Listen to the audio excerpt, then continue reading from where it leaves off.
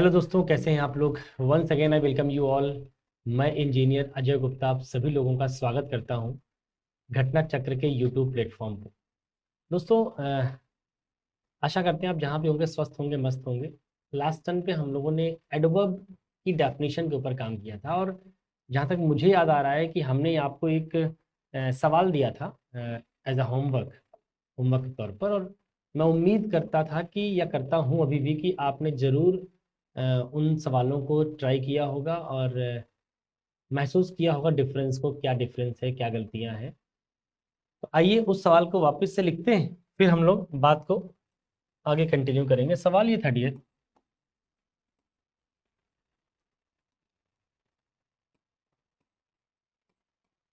C is much मोर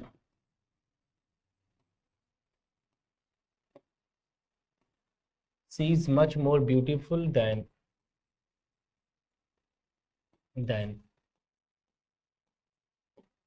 रूजी। ये एक सवाल है कि she is much more beautiful than रूजी। हमने आपसे ये कहा था कि इस सेंटेंस में एक छोटी सी गलती है। उस गलती को आपको क्या करना था, फाइंड आउट करना था। आपको जरा समझना है, इसमें एक छोटी सी गलती है, उस गलती को आपको फाइंड आउट करना था। अब मुझे लगता है कि मैक्सिमम लोगों ने फाइंड आउट कर भी लिया होगा। और आप क्या आंसर देने वाले हैं ये मैं आपको पहले से बता दे रहा हूँ। आप आंसर ये देने वाले हैं कि सर देखिए, मच और मोर दोनों एक साथ नहीं आएगा। 110% आप यही बोलने वाले हो कि सर मच और मोर दोनों एक साथ नहीं आएगा। लेकिन मेरे भाई, आपको ऐसा क्यों लगता है कि मच और मोर एक साथ नहीं आएगा? जब मच और मोर एक साथ नहीं आएगा, अगर तुम ये बात बहुत ही कॉन्फिडेंस के साथ कह सकते हो, तो फिर मैं आपसे यही पूछूंगा कि भैया आपके पास क्या लॉजिक है, क्या रीजंस हैं, on which reasons, on which ground आप ये बोल रहे हो कि साहब ये मच मोर एक साथ नहीं आएगा। आखिर हर आंसर के पीछे एक रीजन होना चाहिए। You must have a reason behind your answer. तो अगर आप कोई आंसर कर रहे हो तो उसके पीछे कोई ना कोई तो कारण होगा। देखो, मेरे पास भी कारण है। अगर मैं ये बोलूंगा कि भैया मच मोर एक साथ नहीं आएगा,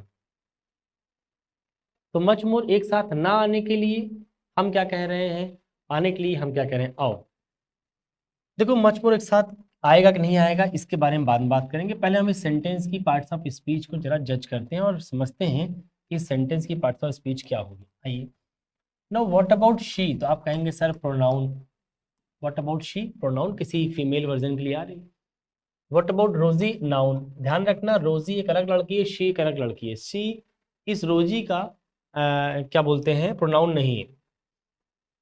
सुनना, शी जो प्रोनाउन है इस नाउन का प्रोनाउन नहीं है, बल्कि सी एक किसी और लड़की का प्रोनाउन है, रोजी एक कोई और लड़की है। और दो लड़कियों के बीच में आपस में एक तुलना हो रही है, कंपैरिजन हो रही है कि ये लड़की बहुत ज्यादा सुंदर है रोजी से। तो इसका मतलब है भैया कि शी एक अलग व्यक्ति है, रोजी एक अलग व्यक्ति है। चलो ठीक है, शी कैसी है बेटा, ब्यूटीफुल है। शी कैसी है, ब्यूटीफुल है। ये कलर देख लीजिए। इसका मतलब है कि शी अगर ब्यूटीफुल है तो ब्यूटीफुल किसके बारे में बता रहा है, ब्यूटीफुल बता रहा है शी के बारे में, प्रोनाउन के बारे में। आपको पता है कि जब भी कोई शब्द किसी नाउन या फिर प्रोनाउन को क्वालिफाई करता है, उसके बारे में बताता है, तो उन शब्दों को एडजेक्टिव बोलते हैं। तो शी को क्या बोलना पड़ेगा, एडजेक्टिव बोलना पड़ेगा। फिर रोजी हो गया नाउन। अच्छा एक बात आप बताओ, मैंने इस बार कहा कि मैंने कहा शी ब्यूटीफुल नहीं है, आपने कहा सर तब। मैंने कहा कि शी जो है वो ज्यादा ब्यूटीफुल है। वो क्या है, ज्यादा ब्यूटीफुल है। तो ज्यादा beautiful is what, she is beautiful या शी इज मोर ब्यूटीफुल। तो आप कहेंगे sir she is more beautiful. इसका मतलब है कि शी ब्यूटीफुल नहीं है, बल्कि शी कैसी है, मोर ब्यूटीफुल है। तो मोर किसको क्वालिफाई कर रहा है, ब्यूटीफुल की डिग्री को बढ़ा रहा है, कह रहा है सुंदर नहीं, ज्यादा सुंदर। सुंदरता की डिग्री को बढ़ाने का काम कर रहा है मोर। तो मोर क्या हो गया, एडवर्ब। क्योंकि माय डियर ब्रदर, एक एडवर्ब मेनली एक वर्ब को क्वालिफाई करता है, एक एडजेक्टिव को क्वालिफाई करता है, और एक एडवर्ब को क्वालिफाई करता है। तो याद रखना, कि जो एडवर्ब होते हैं वो बेसिकली 3 लोगों को क्वालिफाई करते हैं। एक वर्ब को क्वालिफाई करते हैं, दूसरे एडजेक्टिव को क्वालिफाई करते हैं, और तीसरे अनदर एडवर्ब को क्वालिफाई करते हैं। जरा सोचो, अगर मोर ब्यूटीफुल की डिग्री को बढ़ा रहा है, कह रहा है कि सुंदर नहीं ज्यादा सुंदर, तो सुंदरता की डिग्री को बढ़ाने का काम कर रहा है, और सुंदरता पहले से क्या है, एडजेक्टिव है इस प्रोनाउन का, तो इस एडजेक्टिव की डिग्री को बढ़ाने का काम मोर कर रहा है, तो मोर को क्या बोलना पड़ेगा, एडवर्ब बोलना पड़ेगा। अगर हम मोर को एडवर्ब बोल रहे हैं तो सिंपल सी बात है कि मोर एडवर्ब हो गया। लेकिन अब मैं क्या कह रहा हूं कि हमने कहा कि सर नहीं, अभी भी आप उस शी की सुंदरता बयां नहीं कर पा रहे हैं। हमने कहा भाई साहब अब कितना सुंदरता बयां करें, हम तो कह तो दिए कि ज्यादा सुंदर है, आपने कहा नहीं सर ज्यादा नहीं, तो आपने कहा तब, आपने कहा सर ज्यादा नहीं बहुत ज्यादा सुंदर। आई रिपीट, बहुत ज्यादा सुंदर, मतलब ज्यादा नहीं और ज्यादा, बहुत ज्यादा। इसका मतलब है डियर कि जो मच है, मच, ये किसकी डिग्री बढ़ा रहा है, ये डिग्री बढ़ा रहा है बेटा मोर की। कह रहा है कि मोर नहीं, मच मोर, मतलब मोर से भी ज्यादा। और मोर पहले से क्या है, एडवर्ब, और एक दूसरे एडवर्ब को क्वालिफाई करने वाला भी एडवर्ब होता है। इसका मतलब मच भी क्या है, एडवर्ब है। But much is also is acting as an adverb and more is also acting as an adverb। लेकिन अंतर ये है बेटा कि more is an adverb because of qualifying this adjective and much is an adverb because of qualifying this adverb। इसका मतलब more का adverb होना किस बात पर डिपेंड करता है, एडजेक्टिव को क्वालिफाई करने के लिए, और मच का जो एडवर्ब होना यहाँ पे डिपेंड किस पे कर रहा है, इस मोर को क्वालिफाई करने के लिए। तो मोर एडवर्ब को क्वालिफाई करने की वजह से मच एडवर्ब है, और ब्यूटीफुल एडजेक्टिव को क्वालिफाई करने की वजह से मोर एडवर्ब है। दोनों का अलोकेशन अलग अलग है, दोनों की कनेक्टिविटी अलग अलग है, दोनों एडवर्ब है लेकिन दोनों का क्वालिफिकेशन जिसको कर रहे हैं वो क्वालिफाई, वो दोनों अलग अलग है। अब बात आती है कि पुराने सवाल के ऊपर आते हैं कि सर मच मोर एक साथ नहीं आएगा। तो मैं इस सवाल का आंसर दे रहा हूँ बेटा, हमेशा आएगा, कोई दिक्कत वाली बात। पहले अपने दिमाग से ये बात निकाल दो कि मच मोर एक साथ नहीं आता। ये बात आपने कब पढ़ी, कहाँ से पढ़ी मुझे नहीं पता, लेकिन कहीं लिखा भी नहीं। मजे की बात ये कहीं नहीं लिखा है कि मच मोर एक साथ नहीं आएगा। ये आपकी अपनी एक सोच है कि मच मोर एक साथ नहीं आएगा, जबकि ये बात ऐसे बिल्कुल कहीं लिखी नहीं है। मच मोर एक साथ बकायदा आ सकता है, एक बार, दो बार, तीन बार, जितनी बार चाहो उतनी बार लगा सकते हो। तो she is much more beautiful then रोजी, तो मच और मोर दोनों एक साथ नहीं आ रहे हैं, मोर आ रहा है इसके लिए, मच आ रहा है इसके लिए। बात समझ में आ रही? तो ये सेंटेंस सही था, लेकिन आप जबरदस्ती इसमें गलती खोज रहे थे, क्योंकि गलती बचपन से आप एक पैटर्न पढ़ते आ रहे हो कि मच मोर एक साथ नहीं आएगा। गड़बड़ बात है, ऐसा कुछ नहीं है, हमेशा आएगा। ठीक है, आ जाओ। देन क्या है, देन बेटा एक कंजंक्शन होता है। क्या होता है? एक कंजंक्शन होता है, आगे चल के समझ में आएगा आपको देन कंजंक्शन कैसे होता है। ठीक, तो शी प्रोनाउन हो गया, इज तो समझ ही रहे हो वर्ब है, मच एडवर्ब है, मोर एडवर्ब है, ब्यूटीफुल एडजेक्टिव है, रोजी noun, it's a name of a person. तो आई थिंक ये पूरा स्टेटमेंट आपको क्लियर हो गया होगा। दो चार एग्जांपल और करते हैं फिर हम लोग आगे बढ़ते। ही नेवर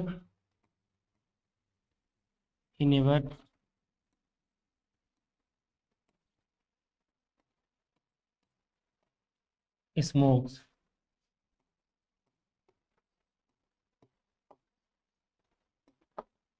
हमने कहा ये लड़का बीड़ी तो पीता है लेकिन सिगरेट कभी नहीं पीता। He never smoke cigarette. कोई आदमी है जो स्मोकिंग करता है, स्मोकिंग में 72 ऑप्शन है करने के लिए, गांजा है, बीड़ी है ना, सिगरेट है। तो कोई आदमी जो गांजा भी पी लेता है, बीड़ी पी लेता है, बट सिगरेट नहीं पीता। सिगरेट के बारे में पढ़ लिया है कि सिगरेट पीने से ज़्यादा कैंसर होता है, तो लोग नहीं पीते। तो हमने कहा कि ही नेवर स्मोक सिगरेट। अगर मैं सेंटेंस फिर से वही करूं, हमें एक एक शब्द की पार्ट्स ऑफ स्पीच जरा समझनी है। देखिए समझते हैं। Cigarette a name of a thing, it's a name of a thing जिसको हम पीते हैं, राइट। तो नाम वाली चीज क्या हो जाएगी, नाउन। स्मोक इसका एक एक्शन है कि ये करेगा तो ही होगा, ऑटोमेटिक तो होगा नहीं। ये वर्ब हो गया, एक्शन इज वर्ब। अच्छा याद रखिएगा डियर, हमने आपको वर्ब के 3 काइंड सिखाए थे। वर्ब का मतलब डूइंग या हैपनिंग या बीइंग, ये 3 चीजें थी भैया। आपको समझते रहना है, कभी भी वर्ब में 3 चीजें आए दिमाग पे रखना है कि doing, happening and being. Never क्या कर रहा है डियर, नेवर एक एडवर्ब काम कर रहा है। कैसे काम कर रहा है, कैसे पता देखो जरा। ये नेवर क्या कर रहा है, स्मोक के बारे में बता रहा है, कह रहा है कि स्मोक करता है, बोले कब, कभी नहीं करता, कभी नहीं, क्या ये आदमी कभी नहीं है या स्मोक कभी नहीं करता, स्मोक कभी नहीं करता, मतलब वर्ब की फ्रीक्वेंसी बताने का प्रयास कर रहा है कि एक आध दो बार नहीं, दो चार बार नहीं, कभी करबे नहीं करता। इसका मतलब है कि जो नेवर है इस वर्ब की फ्रीक्वेंसी को बताने का काम कर रहा है, और वर्ब की फ्रीक्वेंसी मतलब वर्ब के बारे में बताने का काम कर रहा है। और आपको पता है बेटा कि वर्ब के बारे में जो भी बताने का काम करेगा उस आदमी का नाम क्या रहेगा, एडवर्ब रहेगा। तो नेवर यहाँ पे क्या हो गया, एडवर्ब हो गया।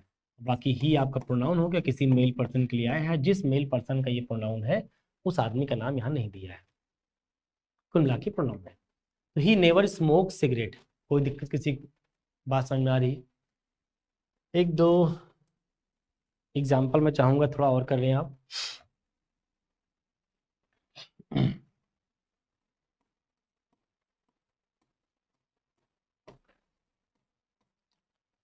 he speak he speaks good,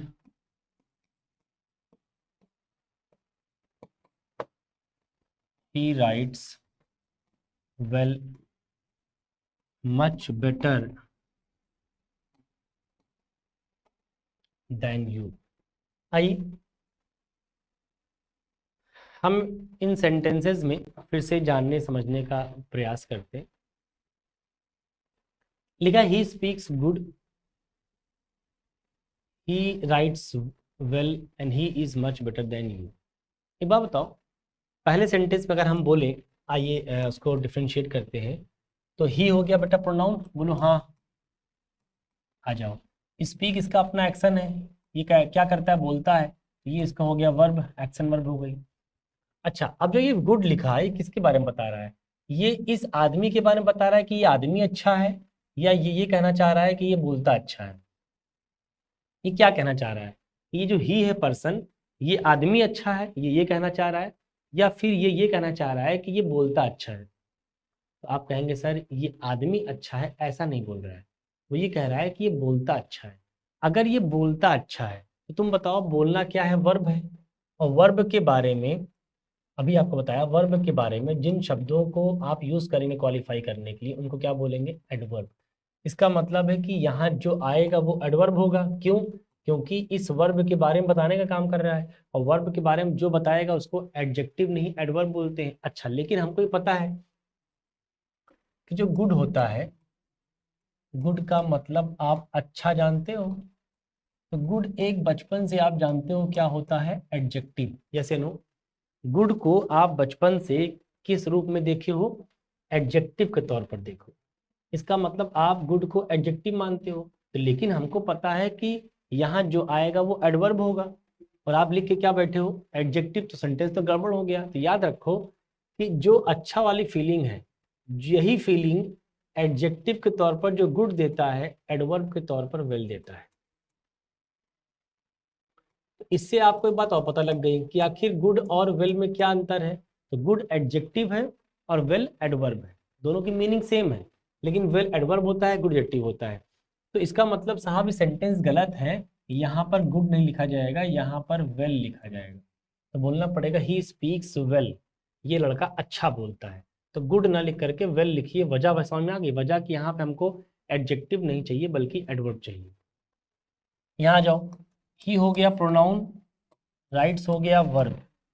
अभी कह रहा है कि लिखता कैसा है, बोले साहब अच्छा लिखता है। तो अच्छा किसके बारे में बता रहा है, आदमी के बारे में कि लिखने के बारे में, लिखने के बारे में। तो लिखना इज वर्ब, तो वर्ब के बारे में जो बताएगा क्या हो जाएगा, एडवर्ब। और हमको पहले से पता है कि वेल पहले से एडवर्ब होता है, वेल पहले से भी एडवर्ब होता है, कोई दिक्कत वाली बात है, सेंटेंस सही हो गया। यहाँ जो he is much better than you, again क्या देखो, ही क्या हो गया भैया, प्रोनाउन, इज क्या हो गया, वर्ब। अच्छा, बेटर कह रहे हैं कि ही इज बेटर, ये लड़का ज्यादा अच्छा है, ये लड़का मच बेटर मतलब बहुत ज्यादा अच्छा है, किससे, तुमसे। तो बेटर किसके बारे में बता रहा है, ही के बारे में, कि ही कैसा है, ज्यादा अच्छा लड़का है।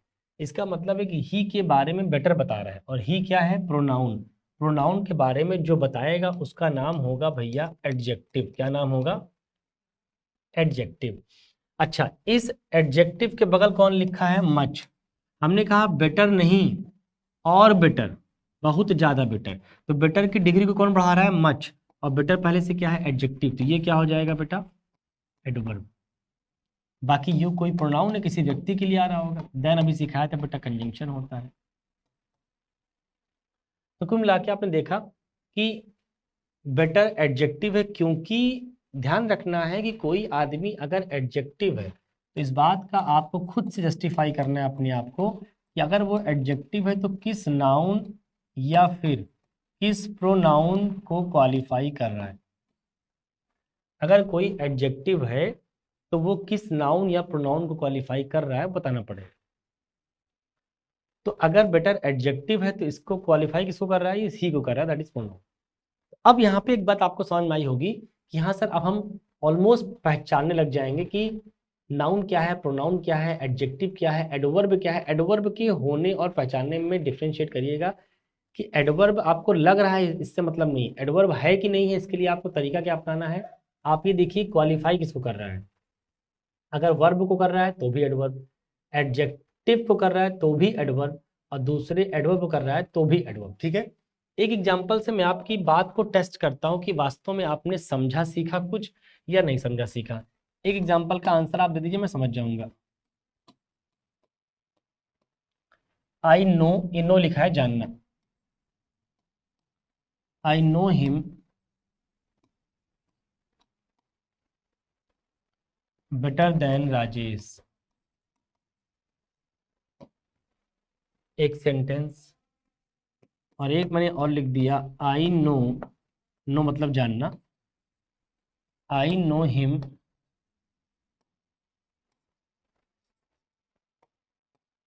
Much better than Rajesh. ये दो स्टेटमेंट है। 10 सेकेंड का वक्त आपको दे रहा हूं, 10 सेकेंड के अंदर आपको आंसर करना है बेटर की पार्ट्स ऑफ स्पीच क्या है। बेटर की पार्ट्स ऑफ स्पीच क्या है, इस सेंटेंस में बेटर की पार्ट्स ऑफ स्पीच क्या है। जल्दी से कमेंट करें, जल्दी से कमेंट करें। चलिए देखिए, आइए शुरू से करते हैं, पहले इसको शुरू से करने का प्रयास करते हैं, थोड़ा ऊपर कर लेते हैं। देखिए डियर, आई क्या हो गया, एक प्रोनाउन है, बोलिए हाँ, किसी व्यक्ति के लिए आ रहा है। हिम क्या हो गया, अगेन प्रोनाउन, किसी व्यक्ति के लिए आ रहा है।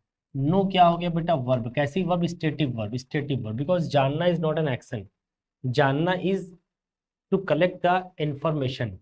जब आप कलेक्ट कर चुके होते तो आप बोलते मैं जानता हूं। तो जानना एक स्टेट है, कोई एक्शन या हैपनिंग नहीं है, राइट। फिर राजेश क्या है, it's a name of a person that is noun, it's a name of a person that is noun. फिर आ जाइए बेटा, देन क्या है, कंजंक्शन सिखाया था कुछ देर पहले अभी। आ जाइए बेटर, हमको डील करना है बेटर के साथ कि सर बेटर क्या है।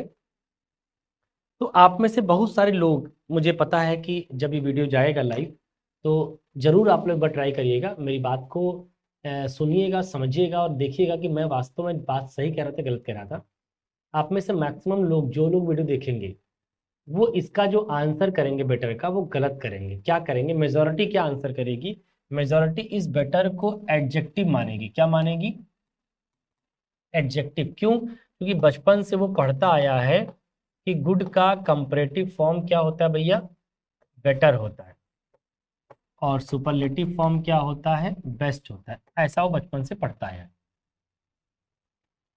तो गुड, बेटर, बेस्ट, तो उसे लगेगा कि गुड तो हम बचपन से क्या जानते हैं, एडजेक्टिव, तो बेटर भी एडजेक्टिव ही होगा। अच्छा, इसके पहले अभी एक सेंटेंस हमने लिया भी था जहां पे बेटर को हमने क्या माना, एडजेक्टिव, क्योंकि ये ही के बारे में बता रहा था।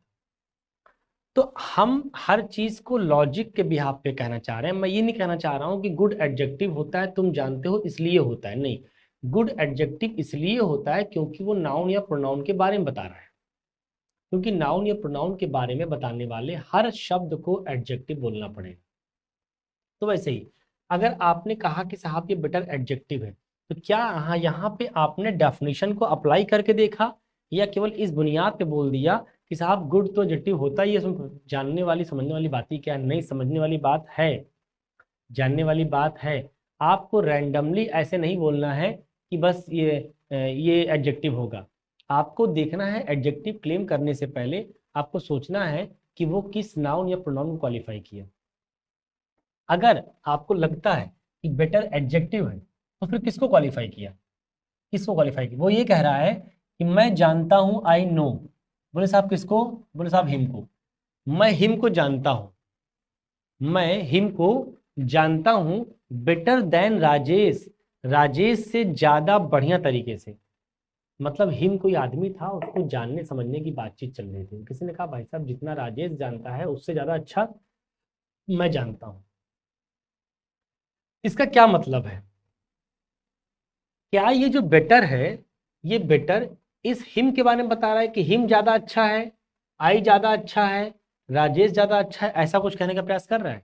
क्या बेटर किसी नाउन या प्रोनाउन को क्वालिफाई कर रहा है? अगर कर रहा है तो वो ये बता रहा होगा कि आई अच्छा है ज्यादा, ही ज्यादा अच्छा है, राजेश ज्यादा अच्छा है। नहीं, वो किसी के बारे में, किसी पर्सन के बारे में तो कतई नहीं बता रहा है।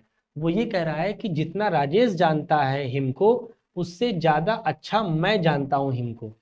इसका मतलब बेटर, बेटर किसको क्वालिफाई कर रहा है? इस जानने को। कह रहा है कि जानता कितना है? ज्यादा अच्छा जानता है। किससे?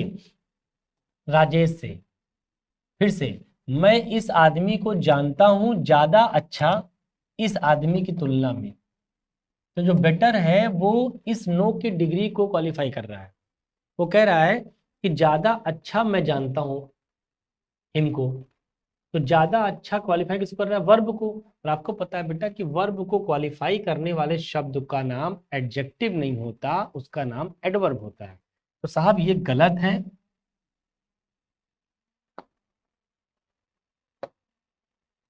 ये गलत है। हमको यहाँ पर लिखना पड़ेगा एडवर्ब। मैंने वही कहा था ना कि जल्दबाजी में आप बेटर को एडजेक्टिव बोल देंगे, क्योंकि इसके पहले वाले में अगर आप ध्यान से देखें तो यहाँ पे एडजेक्टिव था। अच्छा, यहाँ एडजेक्टिव होने का रीजन था कि वो ये कह रहा है कि ही ज्यादा अच्छा है, ही ज्यादा अच्छा है। कोई वर्ब के बारे में नहीं बताता रहा है। अगर प्रोनाउन के बारे में बात कर रहा है तो नाउन प्रोनाउन के बारे में जो बताएगा उसको एडजेक्टिव बोल देंगे, सिंपल। लेकिन मेरे भाई यहाँ पे क्या ऐसा कह रहा है कि आई ज्यादा अच्छा है? नहीं, आई ज्यादा अच्छा जानता है, वो ये कह रहा है। आई ज्यादा अच्छा है ऐसा नहीं कह रहा है। आई ज्यादा अच्छा जानता है हिमको, वो ये कह रहा है। तो ज्यादा अच्छा का प्रभाव किसके साथ है? वर्ब के साथ। और वर्ब को क्वालिफाई करने वाले शब्द को एडवर्ब। तो ध्यान रखो डियर, जो ये गुड बेटर बेस्ट बचपन से पढ़ते आए हो ना, ये केवल गुड की डिग्री नहीं होती, ये वेल की डिग्री भी होती है। मतलब वेल का कंपेरेटिव फॉर्म भी बेटर होता है, वेल का सुपरलेटिव फॉर्म भी बेस्ट होता है। जो गुड का होता है वही वेल का होता है। बस ध्यान रखना, गुड एक एडजेक्टिव के फॉर्मेट में यूज करना, वेल एक एडवर्ब के फॉर्मेट में यूज करना। यहाँ हमको एडवर्ब चाहिए तो वेल का कंपेरेटिव फॉर्म भी बेटर ही होता है, तो बेटर लिखा हुआ है। तो शायद इनमें से कोई और बात आपको ना पता होगी तो मैंने लिख दिया, इसलिए ठीक है। नेक्स्ट सेंटेंस आपके स्क्रीन पर है। कह रहा है कि I know him much better than Rajesh. देखो सिंपली इसमें उन्होंने क्या किया है, इसी बेटर के पहले मच लगा लिया। अगर हमने इसी बेटर के पहले मच लगा लिया तो वो तो वैसे रहेगा।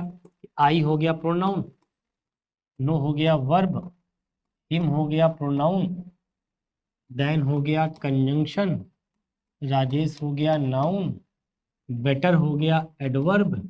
इसके लिए, इस वर्ब के लिए। मच क्या कर रहा है? इसी जानने की डिग्री को और बढ़ा रहा है। कह रहा है बेटर नहीं, और ज्यादा अच्छा, मच बेटर। तो मच किसकी डिग्री बढ़ा रहा है? बेटर की डिग्री बढ़ा रहा है। और बेटर पहले से क्या है? एडवर्ब है। और आपको पता है, क्या पता है कि एक एडवर्ब दूसरे एडवर्ब को क्वालिफाई कर सकता है। यहाँ लिखा नहीं मैंने, यहाँ लिखा था ना कहीं, ये है। एक एडवर्ब दूसरे एडवर्ब को क्वालिफाई कर सकता है, दिमाग में आपको पहले से पता है। तो आपको पहले से बात पता है तो फिर जाहिर सी बात है कि अब, सॉरी देखिए, मैंने कहा कि अब जान जाएंगे कि ये एडवर्ब है। इस एडवर्ब को क्वालिफाई कौन कर रहा है? मच। तो मच क्या हो गया भैया? एडवर्ब। एक एडवर्ब दूसरे एडवर्ब को क्वालिफाई कर सकता है, तो बेटर भी एडवर्ब है और मच भी एडवर्ब। मैं फिर बोल रहा हूं कि दो एडवर्ब एक साथ आ सकते हैं, इस बात के लिए दिमाग में रखिएगा कि दो एडवर्ब एक साथ आ सकते हैं, इसमें कोई दो राय बिल्कुल नहीं। बस ये ध्यान रखिए कि अगर कोई दो एडवर्ब एक साथ आ रहे हैं, आखिर किसको क्वालिफाई कर रहे हैं? क्योंकि एडवर्ब है तो क्वालिफाई करेगा, किसको करेगा? किसी वर्ब को करेगा, किसी एडजेक्टिव को करेगा, या फिर किसी दूसरे एडवर्ब को करेगा। सिंपल सी बात है। देखिए ये पार्ट्स ऑफ स्पीच जो मैं डिस्कस कर रहा हूँ डियर आप लोगों के साथ, ये बहुत ही प्रोफाउंड कॉन्सेप्ट्स हैं। इनको अगर आपने एक बार अपने दिल दिमाग में बैठा लिया, इनको करना सीख गए आप, तो इंग्लिश की समझ आपके अंदर इतनी बेहतरीन डेवलप हो जाएगी कि आपको लगेगा सर मतलब इंग्लिश जैसा सब्जेक्ट जिसको आज तक हम इलॉजिकल समझते आए थे, अब लग रहा है कि वास्तव में sir it is completely logical subject. लेकिन तब जब आपकी पहले बेसिक अंडरस्टैंडिंग कवर हो, आप बिना बेसिक अंडरस्टैंडिंग के आप चाहें कि इसको हम कर ले जाएं, तो भैया it is impossible for anyone, not for you, not for me.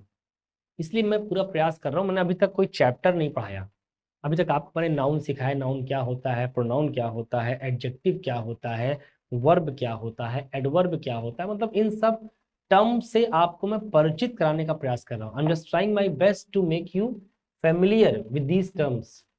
In terms से आपको मैं परिचित कराने का प्रयास कर रहा हूँ।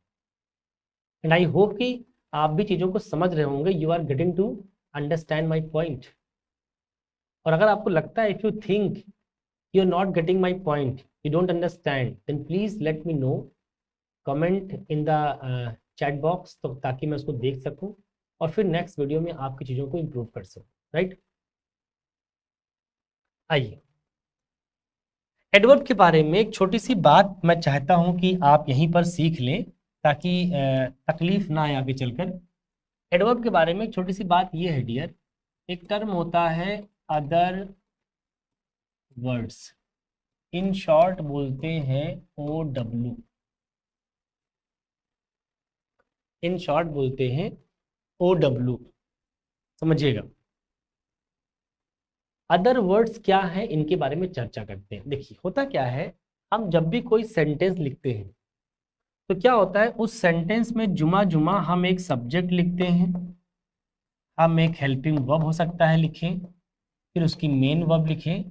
इसमें ऑप्शन होता है, कभी हेल्पिंग वर्ब नहीं होती कभी होती। फिर मेन वर्ब के बाद हम एक लिखते हैं बेटा ऑब्जेक्ट, फिर हम लिखते हैं OW अदर वर्ड। क्या करना है, मैं क्या करने का प्रयास कर रहा हूं, मैंने आपको पहले ये समझाया वर्ब क्या होता है, वर्ब डूइंग है, हैपनिंग है, बीइंग है, स्टेटिव, ये सारी बातें वर्ब के रिगार्डिंग मैंने समझाने का प्रयास किया। आज मैं डील कर रहा हूं आपके साथ अदर वर्ड। अदर वर्ड क्या है वो समझिए। आज कभी हम डील करेंगे आपके साथ सब्जेक्ट क्या है, और कभी हम डील करेंगे आपके साथ ऑब्जेक्ट क्या है। ये चार चीज जैसे ही ये वर्ब, सब्जेक्ट, ऑब्जेक्ट और अदर वर्ड, जुमा जुमा सेंटेंस में चार चीजें हैं। अगर ये चार आपने वास्तव में ढंग से पढ़ा समझ लिया, आपको नहीं लगता कि पूरा का पूरा सेंटेंस आपके हाथ में आ गया। कुछ सोचिए, अगर ये चारों चीजों पे आपकी अच्छी पकड़ बन गई तो पूरा का पूरा सेंटेंस आपके गिरफ्त में आ गया। अब आपको सेंटेंस में कोई चीज डरने की जरूरत नहीं है, ना आपको सब्जेक्ट परेशान करेगा, ना आपको वर्ब परेशान करेगा, ना आपको ऑब्जेक्ट, ना अदर। आइए समझते हैं अदर वर्ड क्या है। मैंने कहा जो ये अदर वर्ड होता है,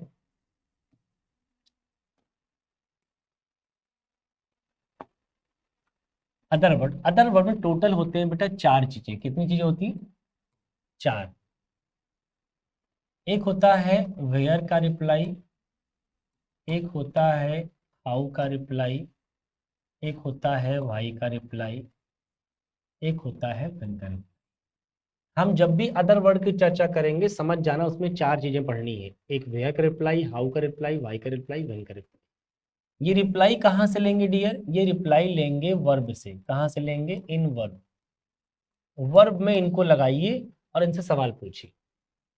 जो भी आंसर आएगा इनका, कहाँ का, कैसे का, क्यों का, कब का, जो भी आंसर आएगा वो बेटा इसका रिप्लाई होगा, और वो किस पार्ट्स ऑफ स्पीच को डिपिक्ट करेगा वो भी आपको हम समझा देते हैं। वेयर का भी जो रिप्लाई आएगा वो भी एडवर्ब होगा, हाउ का रिप्लाई जो आएगा वो भी एडवर्ब होगा, वाई का रिप्लाई जो भी आएगा वो भी एडवर्ब होगा, व्हेन का रिप्लाई जो आएगा वो भी एडवर्ब। अंतर क्या है? अंतर है वेयर का रिप्लाई एडवर्ब ऑफ प्लेस आएगा, हाउ का रिप्लाई एडवर्ब ऑफ मैनर आएगा, वाई का रिप्लाई एडवर्ब ऑफ रीजन आएगा,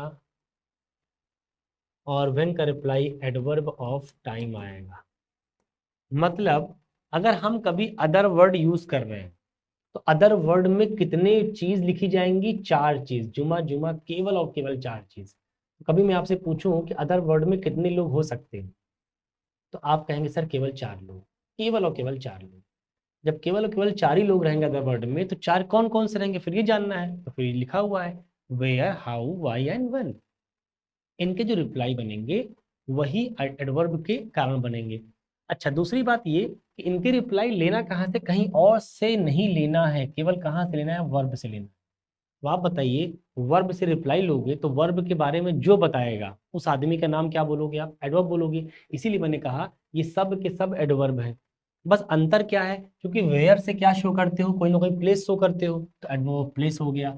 हाउ से क्या शो करते हो, कोई ना कोई तरीका, कैसे वो काम किया, तो मैनर हो गया। क्यों से क्या शो करते हो, कारण, तो एडवर्ब रीजन हो गया। व्हेन से क्या शो करते हो, टाइम, तो एडवर्ब टाइम। तो नाम भी कैसे पढ़ा समझ में आ गया होगा। बस आपको समझना है कि अदर वर्ड में पहले कितने लोग हैं और उनको रिप्लाई ले कहाँ से रहे हैं। जहां से रिप्लाई लेंगे उसी के हिसाब से उसका नाम पड़ेगा। रिप्लाई कहाँ से लेंगे, वर्ब से। एक रिप्लाई मैं लेके दिखाता हूँ ताकि आपको बात समझ में आए। मैंने एक सेंटेंस कहा,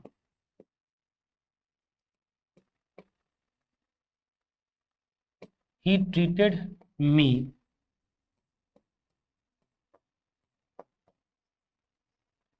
politely in the class, he treated me politely in the class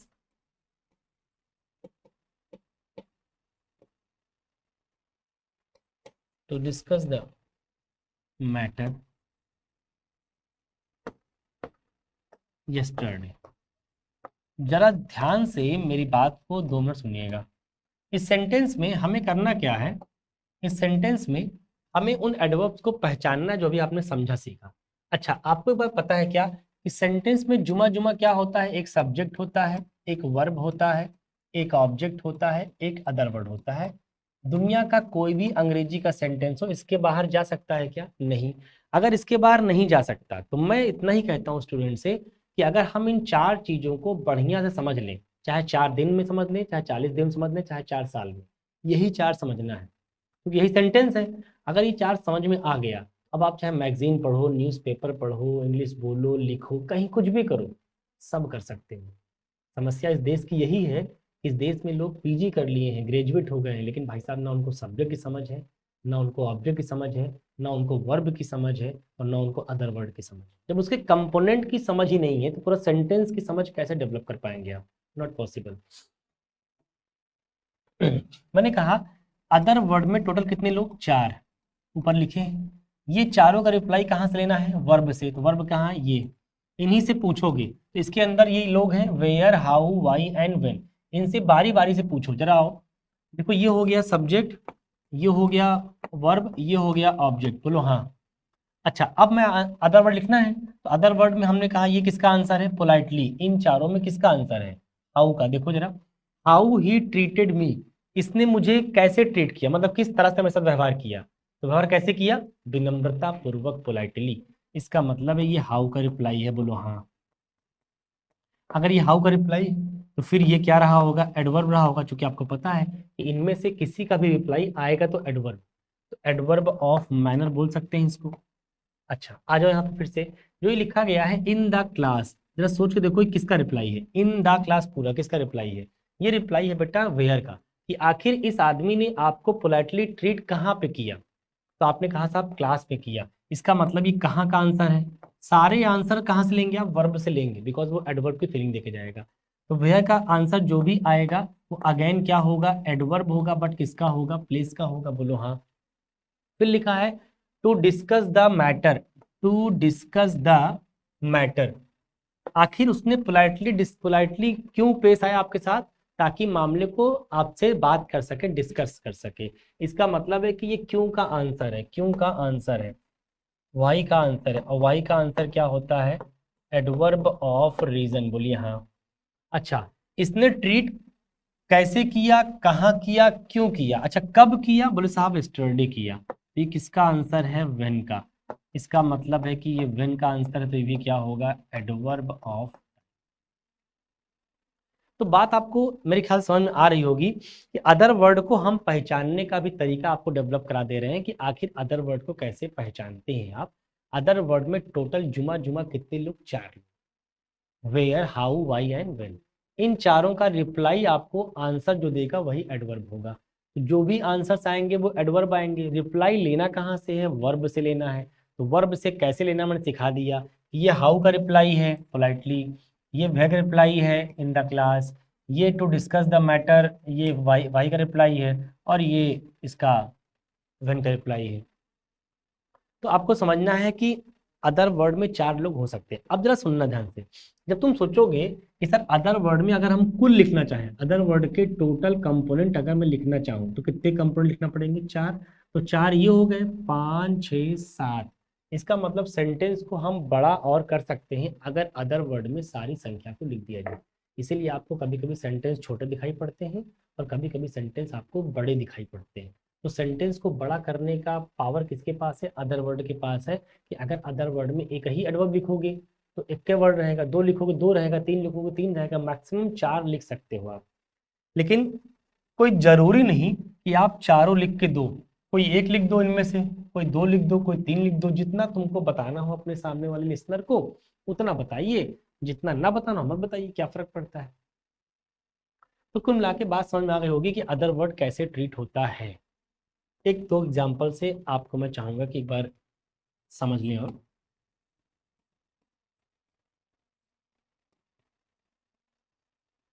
they went there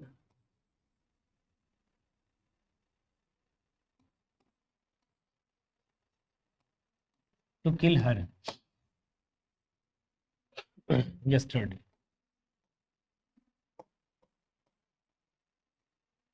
ये लिखा गया, they went there to kill her yesterday।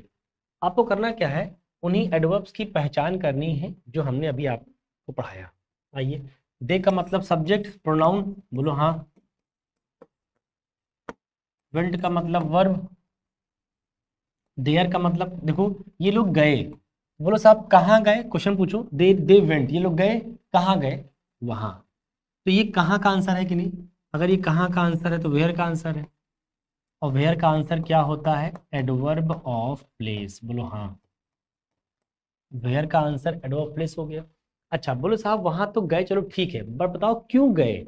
आखिर ये लोग गए क्यों वहां?